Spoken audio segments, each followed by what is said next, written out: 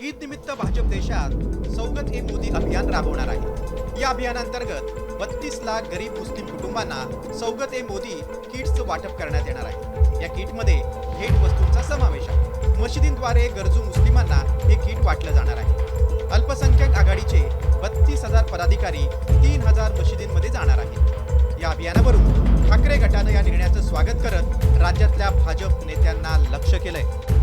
हे जे मोदींनी पाळलेले जे फालतू नकली हिंदुत्ववादी आहेत महाराष्ट्रासारख्या राज्यात, त्यांची प्रतिक्रिया तुम्ही जाणून घेतली पाहिजे। आम्ही स्वागत करतो। शेवटी असं आहे की सण आहे, दिवाळीला महाराष्ट्रामध्ये आनंदाचा शिदा दिला। या देशातील गरीब मुस्लिमांना नरेंद्र मोदींनी हा जो हात पुढे केलेला ही सरकारची मदत आहे। भाजपनं मुस्लिमांना जोडण्यासाठी हे अभियान केलं असल्याचं बोललं जात असल्यामुळे आता काँग्रेस यावर काय भूमिका घेणार याबाबत उत्सुकता आहे।